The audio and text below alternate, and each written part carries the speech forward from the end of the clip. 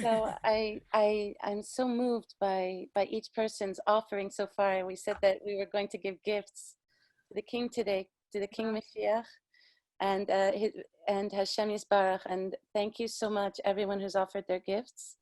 But even those who have not yet offered their gifts, we know that inside of your heart are very, very, very beautiful gifts, and they're very, very sacred to Hashem. So I just want to start by taking a deep breath, and it's going to be me who's explaining to you how the theme of our convention came out. You know, we don't need to speak about what these times have brought us. All of us are, maybe there's a point inside of our soul where we're completely in shock still by the events since Purim, even before in the world. And as Lubavitcher Yidden and as Yidden, we're being called on by Hashem to use the powers that are inside of us, and that's the power of our godly soul. As the Tanya says, each one of us has Elokai Mamash, an actual piece of Hashem inside of us. And therefore, what our physical eyes see is not necessarily how we read the events that occur in our lives. As you see with the songs that we've just shared and the incredible stories behind them, every single person has worlds and worlds and worlds, infinite worlds inside of us. As much as the outside world reveals the glory of Hashem, so to the inside world. So the theme from this convention came from a reprint on Facebook that Basha Botnick did. I don't know if she's here, but if she's here, let's all thank her for her incredible, tireless, beautiful efforts and all of her service of Hashem. And I also want to thank the entire Geulah generation, who are a group of women who literally study the sichos of the Rebbe, Melech HaMashiach, 6 days a week. And that's for an hour and a half class, midday. And they meet Erev Shabbos, Erev Yom Tov even. Kudos to our teacher, Devorah Blau, who's absolutely, her energy level is electric. I don't know anyone that could sustain studying those teachings in so much depth with such intensity and passion. So thank you all, that the wonderful group of women that you are has just brought down the most incredible dedication and love and passion and truth seeking for the Rebbe, Shlita Melech HaMashiach, for Hashem Yisbarach, and for in the study of Devar Malchus, which is, as the Rebbe says, the straight and true way to bring Melech HaMashiach. So personally, I think that the Rebbe is being humble when he says that, because although we know that the subject of Mashiach and Geulah is, the whole Torah is basically that, in either in revealed form or in coded form. But I do think, after studying Devar Malchus so deeply, that the Rebbe is really speaking about studying his own Torah, called Devar Malchus, because there's nothing in the world like it. And I will explain to you now why we got the convention name and what it's about. So Basha forwarded in her Facebook that it's interesting that the name of this virus is called Corona, which means, I know in Spanish it means crown, but in Italian it means crown. In many languages, Corona means crown. And fascinatingly, as if it wasn't enough that to have a name called Corona, the shape of the virus was a little crown, is a little crown, or hopefully was. It doesn't exist anymore. And as Yidden, with those godly souls, we are being asked by Hashem to see the deeper meaning in whatever happens in the world outside. And Basha couldn't help but see the connection between Corona and that little crown to the coronation of Melech HaMashiach. Now, the coronation of Mashiach is basically a fairly new thing, because even though at the behest of the Rebbe, there had been Rabbanim that were paskening, which means giving halachic rulings, that the redemption is already here, and that was already what the Rebbe had been saying for years, even since he took his Nasias, when he said that we are the 7th generation, and in our generation we will all merit to see the coming of Melech HaMashiach, because now, by no virtue of our own, we are bringing the Shekhinah down to this physical world. But things changed in the year 1991, when we got the books, or the Sichas, which made the books of Devar Malchus. And that was the historic Verbringen of the Rebbe on the 28th day, Koach Nisan, in which he did a revolutionary thing. I heard from Rabbi Paltiel that he had actually done this before on Purim in the year 1987, 5747, but although it was said, it did not penetrate yet into the hearts, minds, and actions of the Jewish people. But what actually was said was that the Rebbe told us, I have done everything I can, and now I'm handing it over to you. So there was a frenzy of not understanding what was going on, and there was a woman who came to the Rebbe the Sunday after he said that, I believe that was on a Thursday, and she said to him, Rebbe, all this time we've been relying on you for the redemption. You are the tzaddik, we're just the people. We're relying on you. And the Rebbe said back, if I am the Rebbe, I am telling you that this matter depends on you. Basically, the Rebbe told us that he has done everything he can, and now he's handing the redemption over into the hands of the Jewish people. So what followed from there was that a group of Hasidim gathered, and they decided to follow a directive of the Rebbe, which he had been speaking a lot about, making Pesach Dinim. And they decided to make a Pesach Din with the Rabbanim, that the Rebbe is Mashiach, Heskes Mashiach, the presumed Mashiach. They based their Pesach Din on, of course, the halachas of the Rambam, which are not, there has been no opposition to the Rambam's explanation of the requirements for who is Mashiach. And so, on the night of Lamed Nisan, 1991, Tavshin Nun Aleph, Rabbi Ashkenazi, the Av Beis Din in Kfar Chabad, wrote the Pesach Din to the effect that the Lubavitcher Rebbe is Heskes Mashiach. This had never been done before by a group of Rabbanim, and let's just explain what the Rabbanim are and what a Pesach Din of the Rabbanim is. The Rabbanim are the kings of the Jewish people, and whatever they declare with the Pesach Din, and that requires a minimum of 3 Rabbanim, which means a Beis Din. It's said in the Torah that what our Rabbanim declare in this world affects and is the law in all the worlds and in the entire universe. So the spiritual supernal worlds follow our earthly Pesach Din just as we do. And so when the Rabbanim made that declaration, it was as if the opposition to the revelation of Mashiach had now been formally ended with a halachic ruling from the Rabbanim. So following that radical move, there were three other Rabs in Eretz Yisrael that signed. There was Harav Axelrod, Harav Bistritsky from Sfat, and I believe Rabbi Axelrod is from Haifa, and one other actually, but I can't remember this, Rabbi Ashkenazi.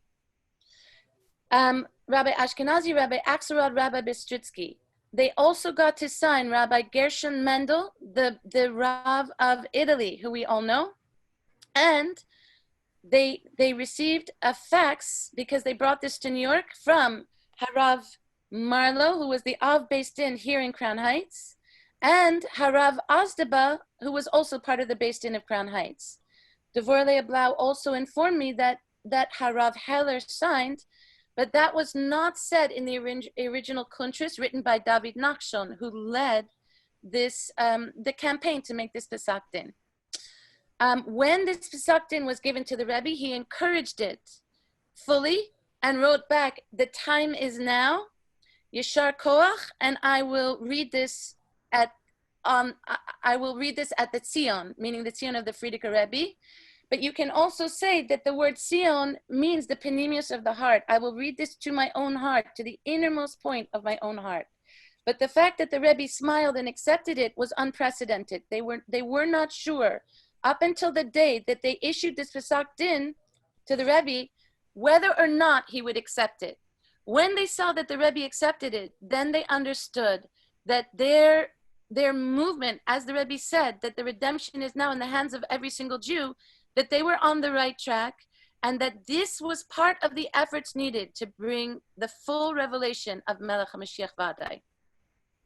So what ensued was a Farbrengen in which this Rabbi David Nachshon, who had organized the Pesach Din, declared publicly this Pesach, and it followed after days when they had a Mashiach Congress in 770, and they ended up getting 250 signatures, and they put this Pesach Din onto the wall of 770. Then came the Farbrengen and the Rebbe of Shabbos Tazria Mitzora, and usually the custom of the Rebbe was to pour mashke for people who would announce different pa'ulas, different actions that they were doing.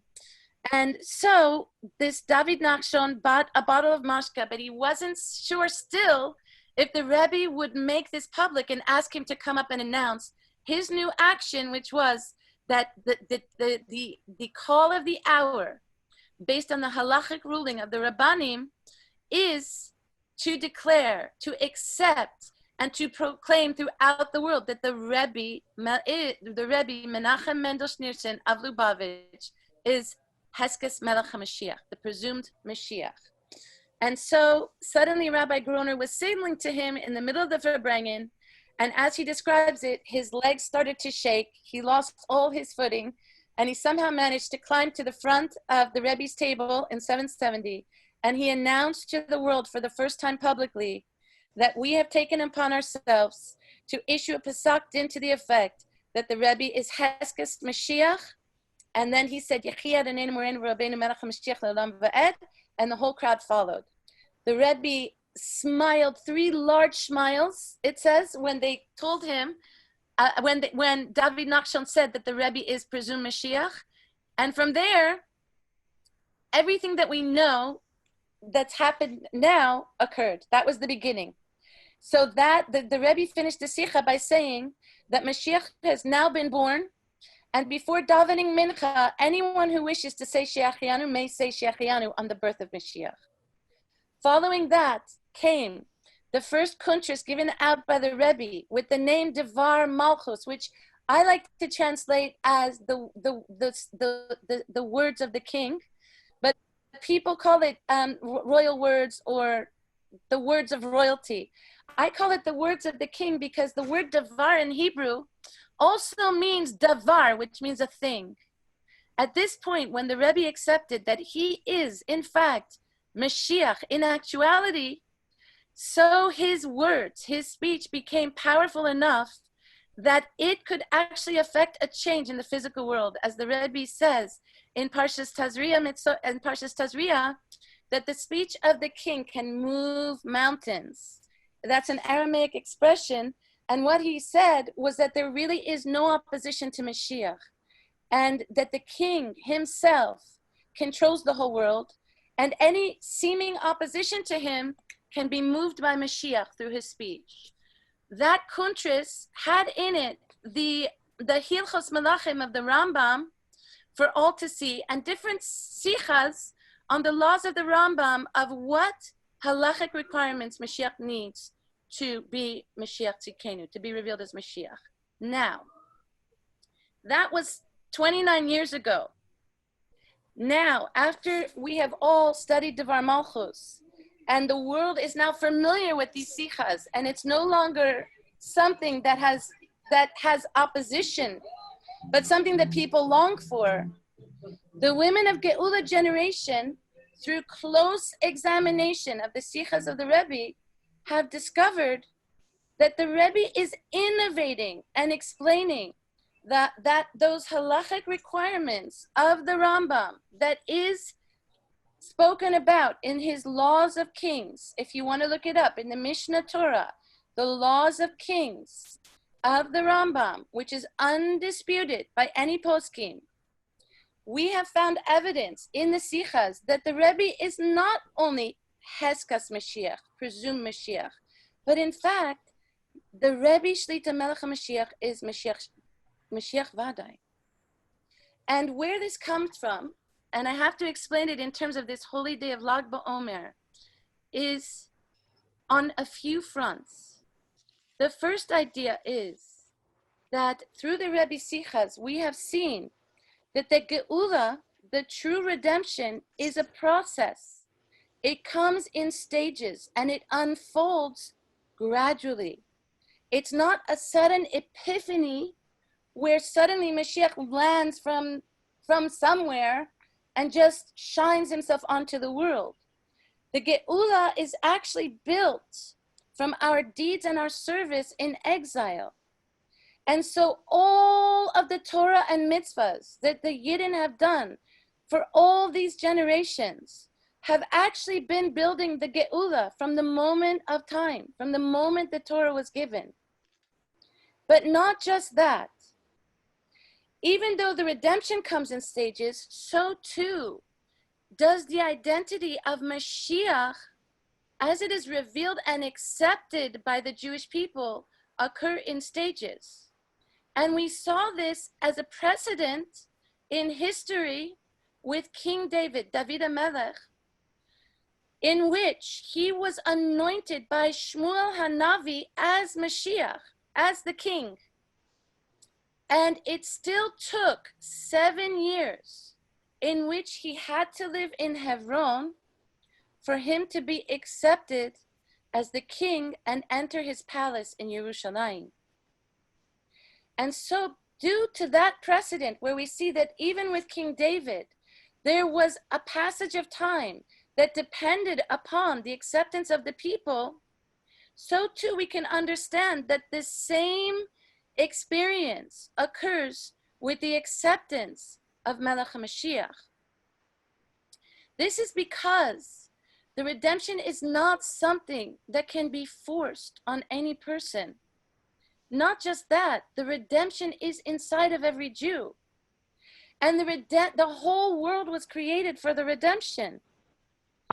So the experience of the redemption is the experience that's brought out by this holy day of Lag BaOmer, in which it is revealed to us that there is an indelible unity between the Jewish people and Mashiach.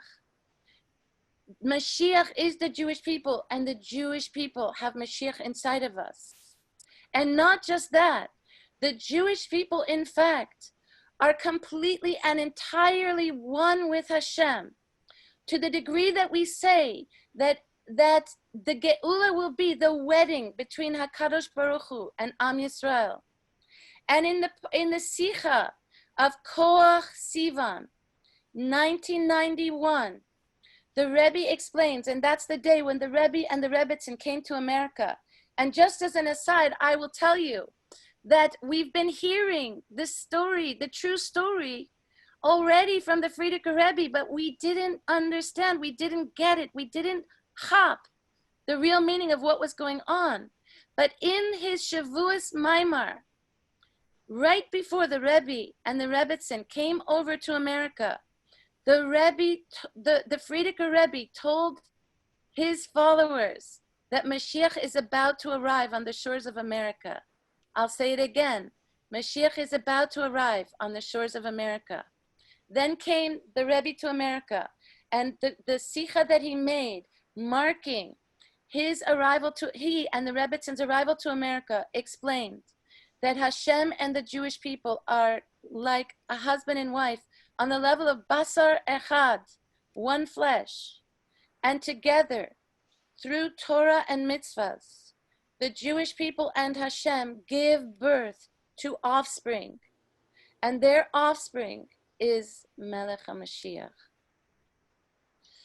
So in the effort to follow the Rebbe's words without putting our own understanding onto it, or without packaging him in a clean and clear picture that we feel would be more or less acceptable to the world. We have closely probed the sichas of the Rebbe and realized that we need and want and demand and proclaim that the coming of Mashiach has to be mamish. In actuality, even though the Rebbe has told us that the Geulah is here, but pashtus, in its simplicity, in actuality, we need the actual physical, face-to-face revelation of Mashiach Vadai, right here, right now, today, in this Lag BaOmer convention, 5780, today. And we have seen that according to the halachas of the Rambam, so according to the requirements in halacha that are undisputed, that when we are using the sichas of the Rebbe, we can see that the Rebbe has already initiated all of the qualifications to become Mashiach Vadai, and we proclaim it as such. Yes, a group of women, and we hope this group of women's Pesach will shine and be shared throughout the world and will be proclaimed throughout the universe, that the Rebbe is King Melech HaMashiach Vadai. And I will tell you the three things that the Rebbe says have already been completed. And that is the main topic, which is that the hearts of the Jewish people will be brought back to their Father in heaven, that the Jewish people will do tshuva. So we know already that the Rebbe said in countless sichas that tshuva has already been completed, that all we have to do is open our eyes and see that we are sitting together with our Father, our King, Hashem Yisbarach, and seated at the table is all the tzaddikim, and together with the Jewish people who are ve'ameh kulam tzaddikim. And already in front of us is the yayin shumar, the aged wine, and the liviasan, and the shor habar. And all we have to do is open our eyes. The Rebbe is not telling us poetry. The Rebbe is telling us the emes, and it is up to us to listen, to understand, to grasp, to receive, and to accept the Rebbe on the terms that he is saying. And so that has begun, that the Jewish people have done tshuva. In Parshas Vayakel, 5752, the Rebbe explained that the ingathering of the exiles has already begun, that we see more aliyahs to Eretz Israel, unprecedented numbers of aliyahs to Eretz Israel than ever before. And furthermore, the kibbutz galios within the soul of every single Jew, that we are gathering the dispersed parts within our own soul. We are healing from their 6,000 years of exile, 5,780 years of exile. We are healing and we are being brought to the promised land, the land within, the land of desire, the land where every single Jew understands our own power, that we, the Jewish people, contain within us the power of Hashem, that nothing in the world can stop us, that we are the sons of kings, we are kings, and that we are partners with Hashem Yisbarach in the Geulah. And then the third thing, which the Rebbe says, that if this can be proven, no other proofs need to be clarified, which is first expressed in the Sicha of Koach Sivan in 5751, and then continued, Koach Sivan of 5751, and then continued in the Sicha, which is a compilation of different Sichas, starting from Parshas Noach of the year already 5747, and including other different Parshas, all into one Sicha of Beis Rabbeinu Shebabavel.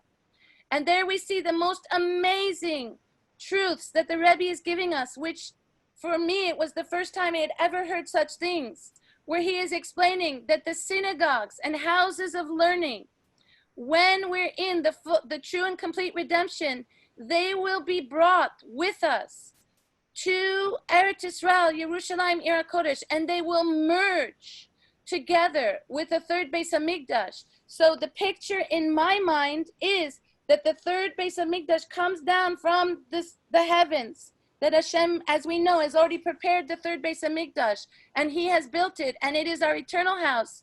But because the Jewish people are the partners of Hashem in the redemption, the synagogues and houses of study that we made in the exile will merge with that Beis Hamikdash, and the Beis Hamikdash itself will expand and include all of those houses and synagogues and places of learning.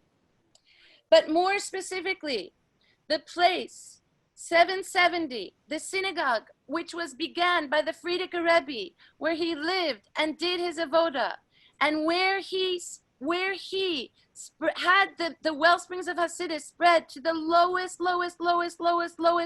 parts of the world. That means in America, where the Torah had not been given, so it's considered the lower hemisphere, but also to the lowest realms of existence, even to the sides of impurity, which we see in Parshas Kisisa and other parshas, that in fact, the forces of impurity have no life of their own and therefore do not exist. Through the teachings of Hasidus, through the panemius of the Torah, through the fires of Lag BaOmer, the fires prior to Pesach, we burn out the spirit of impurity. And that's why the teachings of Hasidus, and specifically the teachings of Devar Malchus, they serve to literally purify the world from evil, because what they reveal is the essence of all things, the true meaning, the inner meaning of everything that we experience in this world, where we can get to a point where we can say about our aches and our pains and our suffering, which is real and collective and also personal. Odecha Hashem ki anafta bi. Thank you, Hashem, that you have been angry with me. And we can get to a point of gratitude and praise, even from within the suffering, because we see Ein Od Milvado, that there is nothing but Hashem. And even through the darkness, Hashem is speaking, and therefore we have light. But even more than light, we are now at a time when we are experiencing the essence of Hashem. And that essence is reflected in the essence of Melech HaMashiach. And that's why the Rebbe says in Parshas Chayei Sarah, the Shluchim Convention of the year 5752, which is 1992, he says our formal shlichos is over. There is a new world order, and that is the Kabel Es Pnei Mashiach Tzidkenu. Every single Jew has to receive and accept le Pnei, the Pnimius, the essence of Mashiach Tzidkenu. We have to know him. We have to bind ourselves to him. We have to do what he says. We have to try to understand him, and we have to follow him. And that is without question. And then, ladies, and I know I'm going on for a while, so I'm going to stop, but I want to tell you the final point. Then came Parshas Shoftim. I'm a little out of order in terms of the years.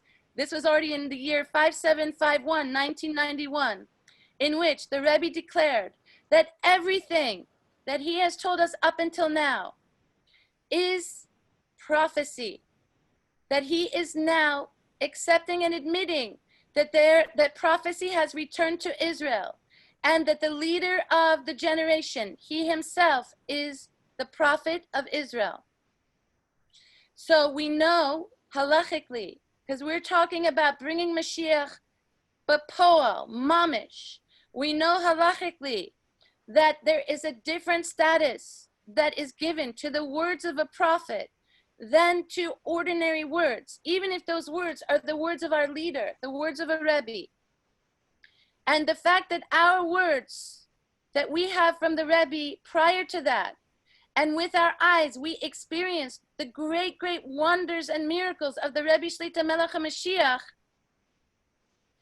The fact that the Rebbe announced and proclaimed that he is the prophet of the generation gives us the halachic responsibility that we are not allowed to doubt a prophet, and we are not allowed not to listen to the words of the prophet.